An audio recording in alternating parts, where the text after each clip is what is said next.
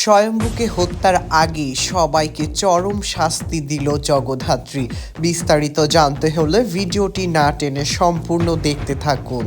জগদ্ধাত্রী ধারাবাহিকের আপডেটগুলো পেতে আমার চ্যানেলটি সাবস্ক্রাইব করুন। জগদ্ধাত্রী ধারাবাহিকের আজকের পর্বের শুরুতেই দেখা যায় যে স্বয়ম্ভু জগদ্ধাত্রীকে পোড়ানো সেই ছাইগুলোকে যখন নদীতে বিসর্জন দিতে যায়, ঠিক তখনই চারপাশ থেকে তাকে হত্যা করার জন্য গুন্ডা পান্ডারা ধেয়ে আসে এবং গুলি করতে থাকে। ঠিক সেই সময় সেখানে হাজির হয় জগদ্ধাত্রী আর একে একে সবাইকে গুলি করে শেষ করে দেয় সেখানেই। যে গঙ্গার জলে স্বয়ম্ভুর ভাসার কথা, সেখানে ভেসে যায় সমস্ত অন্যায় এবং সব গুন্ডারা।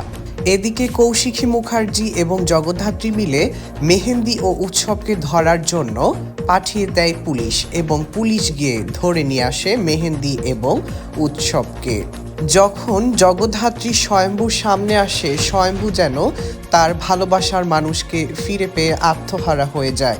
অনেকক্ষণ সময় জড়িয়ে ধরে থাকে জগদ্ধাত্রীকে এবং জগদ্ধাত্রীকে বলতে থাকে, কেন তুমি আমাকে ছেড়ে এতদিন দূরে ছিলে? আমি তো ভেবে নিয়েছিলাম তুমি আর কখনোই আমার জীবনে ফিরে আসবে না। ঠিক সেই সময় সেখানে হাজির হয় কৌশিকী এবং কৌশিকী স্বয়ম্ভুকে বলে, তোমার জগদ্ধাত্রীকে তোমার কাছে ফিরিয়ে দিলাম।